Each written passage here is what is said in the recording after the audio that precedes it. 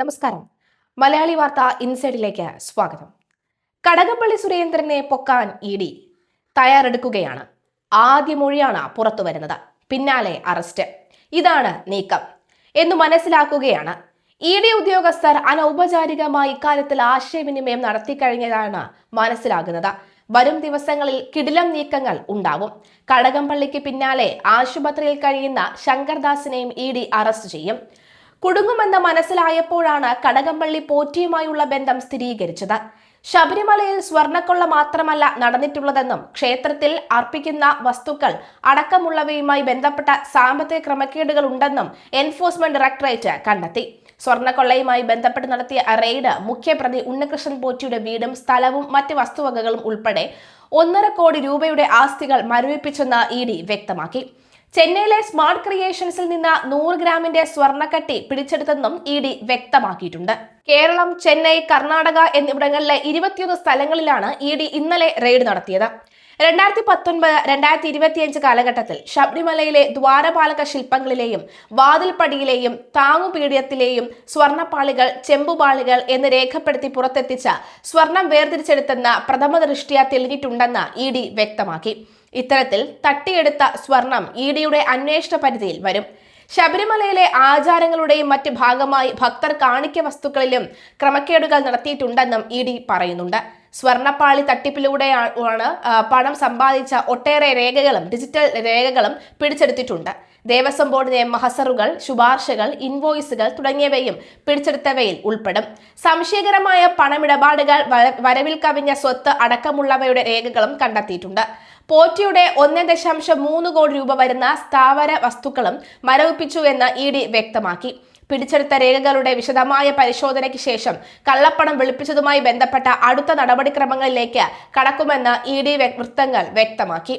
ED പിടിമുറുക്കിയതിന് പിന്നാലെ ശബരിമല സ്വർണ്ണക്കവർച്ച കേസിലെ 1-ാം പ്രതി ഉണ്ണികൃഷ്ണൻ പോറ്റിയുടെ വീട്ടിൽ പോയിട്ടുണ്ടെന്ന് ദേവസ്വം മുൻ മന്ത്രി കടകംപള്ളി സുരേന്ദ്രൻ പറഞ്ഞു. ഇന്നത്തെ പോറ്റിയുടെ വീട്ടിലല്ല, അന്നത്തെ പോറ്റിയുടെ വീട്ടിലാണ് പോയതെന്നും കടകംപള്ളി വ്യക്തമാക്കി. ഇക്കാര്യം SITയെ അറിയിച്ചിട്ടുണ്ട്. പോറ്റിയുടെ പക്കൽ നിന്ന് ഒരു സമ്മാനവും വാങ്ങിയിട്ടില്ല എന്നും ഷിബു ബേബി ജോൺ പുറത്തുവിട്ട ചിത്രത്തെക്കുറിച്ച് ഒന്നും പ്രതികരിക്കാനില്ല എന്നും അദ്ദേഹം വ്യക്തമാക്കി. മന്ത്രിയായിരുന്നപ്പോൾ കടകംപള്ളി സുരേന്ദ്രൻ 2 തവണ പോറ്റിയുടെ വീട്ടിൽ വന്നിട്ടുണ്ടെന്ന് പോറ്റിയുടെ അയൽവാസിയായ വിക്രമൻ നായർ ഇന്നലെ മാധ്യമങ്ങളോട് പറഞ്ഞതാണ് ഇപ്പോൾ വലിയ ചർച്ചയായത്. ഇതിനൊപ്പം പ്രമുഖരായ പലർക്കും സമ്മാനങ്ങളും മറ്റും നൽകിയിട്ടുണ്ടെന്ന് ഉണ്ണികൃഷ്ണൻ പോറ്റി SITക്ക് നൽകിയ മൊഴിയിൽ പറയുന്നു. വിവിധ ഘട്ടങ്ങളിൽ പലരെയും കണ്ടപ്പോഴാണ് സമ്മാനങ്ങൾ നൽകിയതെന്നാണ് പോറ്റി പറഞ്ഞിരിക്കുന്നത്. ഇത്തരത്തിൽ പോറ്റി സന്ദർശിച്ചവരുടെ പട്ടിക SIT ശേഖരിച്ചു കഴിഞ്ഞു.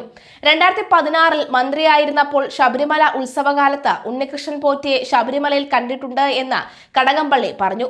ഒരു സന്ദർഭത്തിൽ ശബരിമലയിലേക്ക് പോകുമ്പോൾ ഉണ്ണികൃഷ്ണൻ പോറ്റി ഫോണിൽ വിളിച്ച് കാരേറ്റുള്ള വീട്ടിൽ ഒരു കുട്ടിയുടെ ചടങ്ങുണ്ട്, അതിൽ പങ്കെടുക്കണമെന്ന് ആവശ്യപ്പെട്ടു. സ്നേഹപൂർവ്വമായ നിർബന്ധത്തിന് വഴങ്ങി പോലീസ് അകമ്പടിയോടെയാണ് പോറ്റിയുടെ വീട്ടിൽ എത്തിയത്.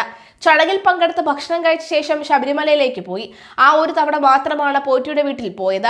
ഇന്നത്തെ തരത്തിലല്ല ഞാൻ ഉൾപ്പെടെ ആരും പോറ്റിയെ കണ്ടിട്ടുള്ളത്. ശബരിമല അയ്യപ്പന്റെ യഥാർത്ഥ ഭക്തൻ എന്ന നിലയിലാണ് കണ്ടിട്ടുള്ളത്, അല്ലെങ്കിൽ പോകുമായിരുന്നില്ല. ഇക്കാര്യം അന്വേഷണ സംഘത്തെ അറിയിച്ചിട്ടുമുണ്ട്. അവർ ചോദിക്കാതെ തന്നെ അങ്ങോട്ട് പറയുകയായിരുന്നു ചെയ്തത്. പോറ്റിയുടെ കയ്യിൽ നിന്ന് ഒരു തരത്തിലുള്ള സമ്മാനവും വാങ്ങിയിട്ടില്ല. കഴക്കൂട്ടം മണ്ഡലത്തിൽ പോറ്റിയോ അദ്ദേഹവുമായി ബന്ധപ്പെട്ടവരോ ഒരു തരത്തിലുള്ള സ്പോൺസർഷിപ്പും നടത്തിയിട്ടില്ലെന്നും കടകംപള്ളി പറഞ്ഞു. ഹൈക്കോടതി ഡിവിഷൻ ബെഞ്ചിന്റെ മേൽനോട്ടത്തിൽ SIT നടത്തുന്ന അന്വേഷണം പൂർത്തീകരിക്കട്ടെ. പ്രതിപക്ഷം എക്കാലവും ഒരു ഇരയെ മുൻനിർത്തി രാഷ്ട്രീയ നേട്ടമുണ്ടാക്കാൻ ശ്രമിക്കുകയാണ്. ശബരിമലയിലെ കാര്യങ്ങളിൽ മന്ത്രിക്ക് അത്തരത്തിൽ റോൾ ഇല്ലെന്ന് എല്ലാവർക്കും അറിയാം. എന്നാൽ തന്ത്രിയുടെ അവിടെ മുഴുവൻ സമയവും ഉള്ള ആളാണ് അദ്ദേഹം. തെറ്റായ എന്തെങ്കിലും ചെയ്തെന്ന് ഞാൻ പറയുന്നില്ല, പക്ഷേ രണ്ടിനെയും രണ്ടായി മനസ്സിലാക്കാനുള്ള ശേഷി ജനങ്ങൾക്കുണ്ട്. പ്രതിപക്ഷം നടത്തുന്നത് രാഷ്ട്രീയ പ്രചാരണമായി മാത്രം കണ്ടാൽ മതിയെന്നും കടകംപള്ളി പറയുന്നു. കടകംപള്ളിയുടെ പത്രസമ്മേളനം പോലും ഇഡിയുടെ ഈ സ്കാനറിലാണ് നടന്നത്. പത്രസമ്മേളനത്തിനിടയിൽ കടകംപള്ളിയുടെ വാക്കുകൾ പലവട്ടം ഇടറി. പോറ്റിയുടെ വീട്ടിൽ കുട്ടികളുമായി ബന്ധപ്പെട്ട ചടങ്ങുകൾ ഉണ്ടായിരുന്നില്ല എന്ന് പത്രലേഖകർ ചൂണ്ടിക്കാട്ടിയപ്പോൾ താൻ മറന്നുപോയതായി കടകംപള്ളി പറഞ്ഞു. വേണമെങ്കിൽ വെഞ്ഞാറമൂട് പോലീസിനോട് അന്വേഷിക്കാം അന്നും അദ്ദേഹം ആവശ്യപ്പെട്ടു. എന്നാൽ മന്ത്രി ഒറ്റയ്ക്കാണ് പോറ്റിയുടെ വീട്ടിൽ ചെന്നത്. അത് തികച്ചും സ്വകാര്യ സന്ദർശനമായിരുന്നു. ഗൺമാൻ പോലും പോറ്റിയുടെ വീട്ടിൽ മന്ത്രിയെ അനുഗമിച്ചിരുന്നില്ല. ഇത്തരം വിവരങ്ങളെല്ലാം തന്നെ ഇഡി ശേഖരിച്ചിട്ടുണ്ട്. കടകംപള്ളിക്ക് പിന്നിൽ ആരാണ് എന്നും ഇഡി അന്വേഷിക്കുന്നുണ്ട്. സംഭവത്തിന് പിന്നിൽ കടകംപള്ളി മാത്രമാണ് എന്ന് ഇഡി കരുതുന്നില്ല. മറ്റാരുടെയോ കരങ്ങൾ ഉണ്ടായിരുന്നു. അത് ഭരണത്തിലെ ഉന്നതന്മാരുടേതാണ്. കടകംപള്ളി മാത്രം വിചാരിച്ചാൽ ദേവസ്വം വകുപ്പിൽ നയപരമായ തീരുമാനങ്ങൾ എടുക്കാൻ കഴിയില്ല. അതിന് മുഖ്യമന്ത്രിയുടെ കൂടി സഹായം വേണം. ഇതാണ് ED അന്വേഷിക്കുന്നത്. ഏതായാലും കടകംപള്ളിക്ക് ശബരിമല കൊള്ളയിൽ പങ്കുണ്ടെന്ന് ED മനസ്സിലാക്കിയിട്ടുണ്ട്. കടകംപള്ളിയുടെ വീട്ടിലെയും റെയ്ഡ് നടക്കുമോ എന്ന സംശയത്തിലാണ് ഭക്തർ. ശബരിമല സ്വർണ്ണക്കൊള്ള കേസിൽ മുൻ ദേവസ്വം ബോർഡ് അംഗം KP ശങ്കർദാസിനെതിരെ രൂക്ഷ വിമർശനവുമായി ഹൈക്കോടതിയും കഴിഞ്ഞ ദിവസം രംഗത്തെത്തിയിരുന്നു. ശങ്കർദാസിന്റെ അസുഖം എന്താണ്? ഏതെങ്കിലും അസുഖത്തിന് ചികിത്സ നൽകുന്നുണ്ടോ? ജയിലിൽ പാർപ്പിച്ച് ചികിത്സ തുടരാൻ കഴിയുമോ? എന്നിങ്ങനെയുള്ള ചോദ്യങ്ങളാണ് കോടതി ഉന്നയിച്ചത്. അസുഖമുണ്ടെങ്കിൽ മെഡിക്കൽ ബോർഡ് രൂപീകരിച്ച് പരിശോധന നടത്തണമെന്നും അതിന്റെ റിപ്പോർട്ട് മുദ്രവെച്ച കവറിൽ സമർപ്പിക്കണമെന്നും കോടതി നിർദ്ദേശിച്ചു. കേസിൽ അറസ്റ്റ് ചെയ്തെങ്കിലും തിരുവനന്തപുരത്തെ സ്വകാര്യ ആശുപത്രിയിൽ ശങ്കർദാസ് ഇപ്പോഴും ചികിത്സയിൽ തുടരുകയാണ്. ശങ്കർദാസിനെ 14 ദിവസത്തേക്ക് റിമാൻഡ് ചെയ്തിരിക്കുകയാണ്. ആശുപത്രിയിലെത്തിയാണ് ശങ്കർദാസിനെ പോലീസ് റിമാൻഡ് ചെയ്തത്.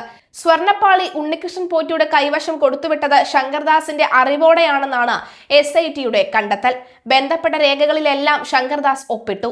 സ്വർണ്ണക്കൊള്ളയിൽ ദേവസ്വം ബോർഡിന് കൂട്ടുത്തരവാദിത്തമെന്നും SIT പറയുന്നു. നേരത്തെ അറസ്റ്റിലായ തിരുവിതാംകൂർ ദേവസ്വം ബോർഡ് മുൻ അധ്യക്ഷൻ പത്മകുമാറിന്റെ മൊഴിയിലാണ് ശങ്കർദാസിലേക്ക് അന്വേഷണ സംഘം എത്തിയത്. കേസിൽ 11ാം പ്രതിയാണ് ശങ്കർദാസ്. ശങ്കർദാസിന്റെ അറസ്റ്റ് വൈകുന്നതിൽ പ്രത്യേക അന്വേഷണ സംഘത്തെ കോടതി വിമർശിച്ചിരുന്നു. കഴിഞ്ഞ ഏതാനും ദിവസങ്ങളായി സ്വകാര്യ ആശുപത്രിയിലെ ICUവിൽ ചികിത്സയിലായിരുന്നു ശങ്കർദാസ്. മുറിയിലേക്ക് മാറ്റിയതിന് പിന്നാലെ അന്വേഷണ ഉദ്യോഗസ്ഥൻ SP ശശീന്ദ്രൻ ആശുപത്രിയിലെത്തിയാണ് അറസ്റ്റ് രേഖപ്പെടുത്തിയത്. ശബരിമല സ്വർണ്ണക്കൊള്ളയിൽ മുൻ ദേവസ്വം പ്രസിഡന്റ് A പത്മകുമാറിന്റെ വീട്ടിൽ എൻഫോഴ്സ്മെന്റ് ഡയറക്ടറേറ്റ് റെയ്ഡ് നടത്തിയിരുന്നു. ആറന്മുളയിലെ വീട്ടിലാണ് പരിശോധന നടന്നത്. സ്വർണ്ണക്കൊള്ളയിലെ എല്ലാ പ്രതികളുടെയും വീടുകളിലും ഒരേ സമയം തന്നെ പരിശോധന നടത്തുകയാണ് ED. കേരളത്തിലും തമിഴ്നാട്ടിലും കർണാടകയിലുമായി 21 ഇടങ്ങളിലാണ് പരിശോധന നടക്കുന്നത്. സ്വർണ്ണക്കൊള്ളയിൽ കേസെടുത്തതിന് ശേഷമുള്ള EDയുടെ ആദ്യ നടപടിയാണ് ഇത്. ദേവസ്വം ബോർഡ് ആസ്ഥാനം ബാംഗ്ലൂരിലെ സ്മാർട്ട് ക്രിയേഷൻസ്, സ്വർണ്ണ വ്യാപാരി ഗോവർദ്ധന്റെ വീട്, പോറ്റിയുടെയും തന്ത്രിയുടെയും വീട്, N വാസുവിന്റെ വീട് എന്നിവിടങ്ങളിലും പരിശോധന നടത്തുന്നുണ്ട്. പ്രതികളുടെ ബാങ്ക് അക്കൗണ്ട് വിവരങ്ങൾ അടക്കം പരിശോധിക്കും. പ്രതികളുടെ സ്വത്ത് മരവിപ്പിക്കാനുള്ള നീക്കമുള്ളതായും വിവരമുണ്ട്. രാത്രി തന്നെ ഉദ്യോഗസ്ഥർ ഓരോ ജില്ലകളിലും എത്തിയിരുന്നതായാണ് റിപ്പോർട്ട്. അതേസമയം ശബരിമലയിൽ നിന്നും കൊണ്ടുപോയ സ്വർണ്ണപ്പാളികൾ തിരിച്ചെത്തിച്ചപ്പോൾ ലോഹം കലർന്നതായി VSCയുടെ ശാസ്ത്രീയ പരിശോധനാ റിപ്പോർട്ട് പുറത്തു വന്നിരിക്കുകയാണ്. നേരിയ സ്വർണ്ണ നിറമുള്ള തിളക്കമാർന്ന ലോഹമാണ് ഉള്ളത്. കൊണ്ടുപോയ പാളികളിൽ അത് ഒട്ടിക്കാൻ ഉപയോഗിച്ച മെർക്കുറിയുടെ അംശം ഉണ്ടായിരുന്നു. തിരിച്ചെത്തിച്ച പാളികളിൽ മെർക്കുറിയുടെ അംശമില്ല. നിക്കലിന് പുറമെ ആക്രിലിക് പോളിമാർ കാര്യമായ അളവിൽ കലർന്നു. പഴയ ശുദ്ധമായ സ്വർണ്ണപ്പാളിയുടെ കനവും ഇപ്പോഴത്തെ നിക്കൽ അക്രിലിക് പോളിമർ അളവും താരതമ്യം ചെയ്യുമ്പോൾ തന്നെ സ്വർണം കവർച്ചയുടെ വ്യാപ്തി ബോധ്യമാവുമെന്ന് SITയുടെ റിപ്പോർട്ടിൽ പറയുന്നു. ED വന്നതോടെ എല്ലാം തെളിയിക്കപ്പെടുമെന്ന കാര്യത്തിൽ സംശയം വേണ്ട.